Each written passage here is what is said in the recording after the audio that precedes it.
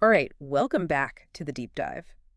Today we're going deep, really deep, into kind of the engine room of the digital world. Mhm. We're talking AI and big data. Cool, cool. And we've got a ton of research to dig through, really trying to get a handle on, what these are, how they're already changing industries, Right. and most importantly, how can we actually understand them, without needing a PhD in computer science. Exactly. I think that that's something that a lot of people struggle with Hmm. is, we hear all this stuff in the news about AI, but it sounds so complex and almost like science fiction, Right. and it can be overwhelming. But the truth is, these concepts, while they can be complex at a deeper level, the basic ideas, the fundamentals are actually quite approachable. Yeah, I think our mission today is to kind of give people that foundational knowledge, Hmm. so that they can actually engage with this stuff in a meaningful way, Exactly. not just, feel intimidated by all the jargon. Yeah, absolutely, because it is impacting our lives whether we realize it or not. Hmm. Oh, absolutely. AI and big data, they're not some futuristic concept anymore. They're here and now, and they're shaping so much of what we experience every single day. So let's break it down. When we say AI, what are we actually talking about? Well, at its core, artificial intelligence, it's about enabling computers, enabling machines to perform tasks that traditionally we've thought of as requiring human intelligence. Okay. Things like perception, being able to understand language, being able to analyze data, making decisions even. So, how is that even possible? How do you make a machine think? Well, it's not really thinking in the way that we think. A key concept here is learning. Huh. AI systems, they learn from data. Okay. And by that, I mean they are fed massive, huge data sets. How massive are we talking? Really massive, often millions, billions of data points. Mm. And within this data, the AI, it looks for patterns. Mm. And it uses those patterns to make predictions, to classify information, to perform those tasks that we're talking about. So it's not really thinking, it's more like pattern recognition on a huge scale. I've Exactly. got it. And it's important to note that the AI we see today, this is what we call narrow AI, Okay. meaning it's designed for specific tasks. So, what would be an example of that? Think of your streaming service like Netflix or Spotify. Right. Their recommendation engines, they're powered by AI. They're very good at suggesting movies or music you might like based on your past behavior. Okay, that makes sense. But that same AI can't, write a screenplay or compose a symphony. That's where the idea of general or super AI comes in. AI that can perform any intellectual task a human can. Hmm. But it's still very much in the realm of science fiction. Okay, so we're not quite there yet. Not quite. But even this narrow AI has a lot of different flavors, different subfields. We have machine learning, sometimes shortened to ML. ML. It is all about algorithms that can learn from data to make predictions or classifications. Got it. We have natural language processing, NLP, which is about enabling machines to understand and generate human language. So, when you talk to Siri or Alexa. Exactly. Or use Google Translate. That's NLP in action. Huh. And then there's computer vision, which gives machines the ability to interpret visual information, to see in a way. Okay, so self-driving cars, things like that. Exactly. Or in healthcare, where AI can analyze medical images to detect diseases. So you mentioned machine learning. Right. That seems to be a key part of this whole AI puzzle. Absolutely. Machine learning is really central to a lot of the advances we're seeing in AI. So how does it actually work? It's all about systems that can improve their performance over time without being explicitly programmed for every single scenario. Okay, so it's they're learning as they go. Exactly. And there are a few main types of machine learning. Right. We have supervised learning, which uses labeled data. This means you feed the algorithm examples with known outputs, and it learns the relationship between the input features and those outputs. So, if you're teaching it to identify spam email. Exactly. You give it a bunch of emails, some labeled as spam, some labeled as not spam, and it figures out what characteristics make an email spammy. Okay, that makes sense. Then there's unsupervised learning. Here, the data is unlabeled. The algorithm have to figure out the patterns and structures on its own. So it's more finding hidden connections. Precisely. Think of customer segmentation. You give the algorithm data on customer behavior, and it might group them into different categories based on their purchasing habits, demographics, things like that. Interesting. And then there's reinforcement learning. This is where the system learns through trial and error. Trial and error. Yeah, it takes actions, receives feedback in the form of rewards or penalties, and adjusts its behavior accordingly. So it's kind of like training a dog. In a way, yes. Like teaching a self-driving car to navigate a road, it might get rewards for staying in its lane, penalties for going off course, and it learns the optimal behavior over time. So these machine learning systems, what are some of the techniques they use? Oh, there's a whole toolbox of techniques. You've probably heard of neural Yeah, networks. I have. They're inspired by the structure of the human brain. Deep learning, which is using multi-layered neural networks, has been incredibly effective for things like image recognition and natural language processing. So it's kind of mimicking how our brains work. In a very simplified way, yes.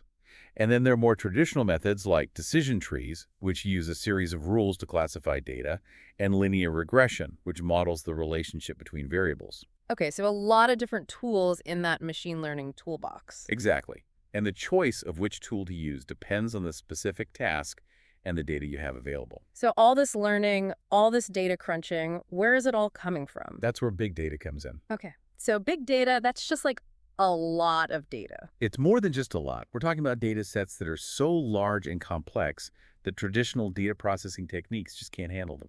Okay, so like what are the defining characteristics of big data? It's often described using the 5 V's. Volume, the sheer amount of data. Velocity, the speed at which it's generated and needs to be processed. Variety, the different types of data, from text and numbers to images and sensor data. Variability, the inconsistency in the data, and veracity, the trustworthiness and quality of the data. Mhm. And all of this data, this big data, it needs to be analyzed. And that's where big data analytics comes in. It's the process of examining these massive data sets to uncover hidden patterns, unknown correlations, and other valuable insights that can inform decision-making. So it's about making sense of all that information. Exactly. And it's a multi-step process. You start with data collection from various sources. Then there's data processing, cleaning, and scrubbing to ensure it's accurate and usable. Right. And then finally, you have the analysis phase, where you use techniques like data mining and, you guessed it, machine learning to extract those valuable insights. So what's the big deal with big data analytics? Like, why is it so important? Oh, it has the potential to revolutionize so many different fields. Huh? Businesses can gain a much faster understanding of trends, enabling them to make quicker and more agile decisions. Yeah. Sure. It can lead to significant cost savings by optimizing resource allocation. Right. And ultimately, it allows for more personalized experiences for individuals and more strategic direction for organizations. So let's get concrete. How are AI and big data actually being used out there in the real world? Oh, the applications are vast and growing every day. Let's take healthcare, for example. Okay. AI is being used to analyze medical images like X-rays and CT scans with incredible speed and accuracy, aiding in faster and more accurate diagnoses. Wow. It's speeding up the complex process of drug discovery by designing new drugs and predicting their potential side effects. Wow. And big data is allowing for more personalized treatment plans based on a patient's individual medical history, genetics, and lifestyle. We're even seeing the rise of predictive analytics, where AI can identify potential health issues early on, potentially preventing them altogether. So it's like AI is taking on the role of like a superpowered doctor's assistant. In a way, yes. It's augmenting the capabilities of healthcare professionals, allowing them to make more informed decisions and provide better care. That's amazing. What about other industries? Well, in finance, for instance, AI is a critical tool for detecting fraudulent transactions in real time. Like when you get that text from your bank asking if you made a certain purchase. Exactly. AI algorithms are constantly analyzing transaction patterns, flagging anything suspicious for human review. Sure. Then there's algorithmic trading, where AI is used to analyze market trends at a speed no human can match, making buy and sell decisions in milliseconds. So it's like Wall Street, but with robots. In a sense, yes. And big data allows financial institutions to offer more customized services and refine their risk assessment models, leading to more informed lending decisions. Okay. And it's not just healthcare and finance. Manufacturing is another sector being transformed. Okay, how so? AI is being used for predictive maintenance on machinery, analyzing sensor data to predict when equipment might fail before it actually breaks down, reducing downtime and saving costs. Computer vision is playing a role in quality control, where AI systems can spot defects on production lines with much greater precision than the human eye. So it's like bringing the power of AI to the factory floor. Exactly. And big data helps optimize complex supply chains, predicting future demand, and ensuring the right materials are in the right place at the right time. So AI and big data are already everywhere. They are. and their impact is only going to grow in the coming years. So for someone listening to this, maybe they're thinking, okay, this is all very interesting, but how can I learn more about this? Where do I even start? That's a great question. And thankfully, there are a lot of fantastic resources available. If you're interested in a more structured learning experience, there are online platforms like Coursera, ADX, and Udacity. They offer a wealth of courses and even certifications in AI and data science. Okay, so those are good options if you want like a structured course. Exactly. Hmm. But if you're more of a hands-on learner, if you like to learn by doing, then platforms like Kaggle and the UCI Machine Learning Repository, they provide access to real-world data sets. Mm. So you can actually experiment, you can build your own projects, apply what you're learning. So it's like a playground for data nerds. Exactly. And it's a great way to get practical experience and build up your portfolio. And of course, there are tons of, books, articles, podcasts. Oh, absolutely. Yeah. Staying up to date is crucial. Yeah. Following reputable tech blogs like the Google AI blog, listening to podcasts like Data Skeptic, reading publications such as MIT Technology Review, all of these can keep you informed about the latest advancements and trends in AI and big data. So the takeaway here is like, this isn't just something for, techies or computer scientists. This is something that everyone should at least have some understanding of. I completely agree. Understanding AI and big data is no longer optional. It's becoming a fundamental skill for navigating our modern world. It's impacting everything from career opportunities to the innovation we see across all industries. Yeah. And I think the most important thing is to not be intimidated.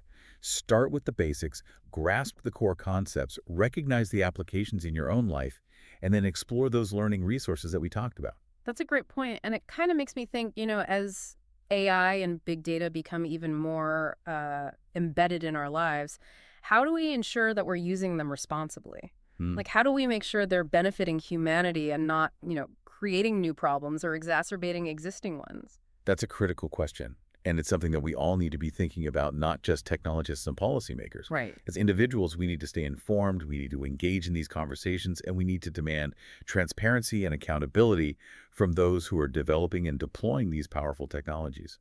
That's a great point. And it's something that we're going to continue to explore here on the Deep Dive. Absolutely. So keep learning, keep asking questions, and stay engaged. The future of AI and big data is being written right now, and we all have a role to play in shaping it. Exactly. Thanks for joining us on the Deep Dive. We'll see you next time. See you then.